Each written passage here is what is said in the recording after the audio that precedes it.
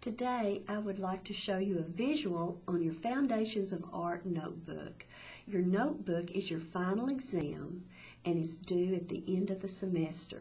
The information on how to put this together can be found under Course Tools, Learning Modules. So to begin with, what you need is a large binder, and since this is an art class, I think it would be great if you decorated the front of your notebook.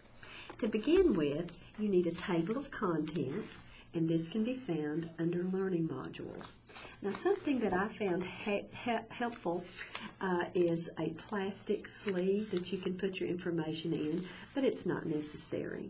You will also need some type of divider to separate your divisions. Your first division is under your Principles of Design and Visual Elements. These notes can be printed off from your learning modules. Some of them have pictures, and it's up to you if you want to do them in color. The next section, or division, is your Art and Teaching division. And this will have notes that you can print off from your learning modules. And it will be things like your discipline-based education notes, lecture notes on the scribbling stage, the pre-schematic stage, notes on health and safety. But as we go through our assignments each week, you will have a list of things to print off for your notebook. The next section deals with your bulletin boards, and I have a division here for my bulletin boards, but I did take these out so you could see them. Your bulletin boards, you need 5, and you need one, for example, on a specific subject, a welcome bulletin board, a seasonal bulletin board, and make these user-friendly. Make them something that you might be able to use in the future. Now, there's several ways you can do this. You can take photographs of some bulletin boards that you have available to you. You can take them off the internet, or you can even draw them by hand. But any way that you want to do, so that when you get into a situation where you need a bulletin board, you will have some ideas to start with. The next section is websites, and your websites can be found from the internet. Now, here's some that a student printed off, and for example, there's one on Eclectic Artistry, ArtNet, Art and Teaching. And if you would annotate each of these websites, some of these are already annotated when you print them off, but this would just simply mean you have a very brief description of each of these websites. Sometimes if it's been a while since you've been on them, you can't remember what they were for. But if you're in OTA or going into nursing, whatever field that you're interested in, find websites that will help you in these areas. The next section is under Formulas and Hints. And there's a section in your textbook that shows formulas and hints, but you can also find them off the internet. You know, we're always trying to find economical ways to make projects. And so, for example, this student found a recipe for sidewalk chalk, and she printed this out. You have a podcast at the bottom of your homepage that shows you how to make Play-Doh. So anything like that that might be useful to you in the future, this would go under Formulas and Hints. The next section deals with lesson plans. You will need 3 lesson plans during the semester, and this will be talked about and discussed in each of your assignments during the semester. But the first one will be for a distance silhouette, the second one is for a mosaic, and the third one is for art history.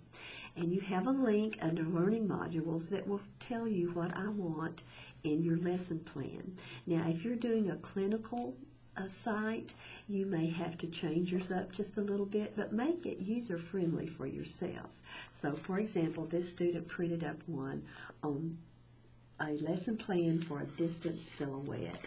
Now, you can add whatever you would like to with it. Some students, for example, after they did a mosaic lesson plans, they included a sample of a mosaic. So if that would help you out, please feel free to do that. Make this notebook user-friendly. Make it something that you can use in the future. The next section deals with your observations, and you will have 2 observations that will be due at the end of the semester. I went and put this one in mine. It just has your guidelines on observations, and then this student wrote out her observation of a 3rd grade classroom and talked about how the project was created by this class. So you will need 2 of these, and these will go into your notebook under a division. The next one, it talks about art games. And sometimes you need some games that will help to reinforce learning. These came off the computer, or you may know some that you have done in class at an earlier time. For example, this one has a scavenger hunt, letter to an artist, how to create a board game, and art bingo. So those are some ideas. You will find a lot of your information on your internet.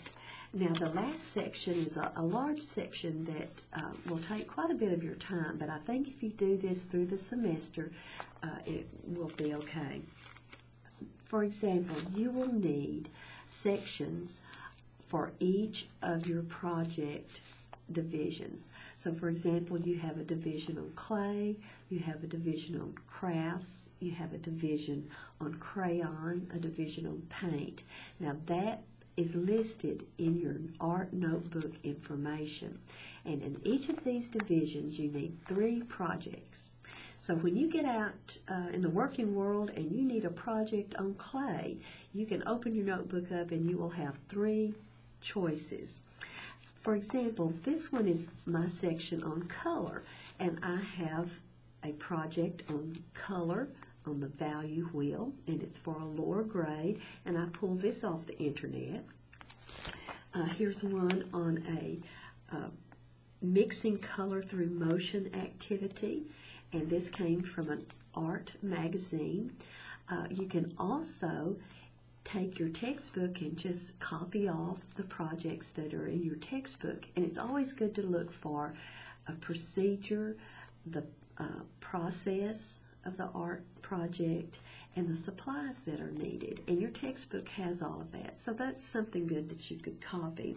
Now, another thing that I included, and this isn't what you have to do, but it always comes in handy, I have some examples of projects that I have done.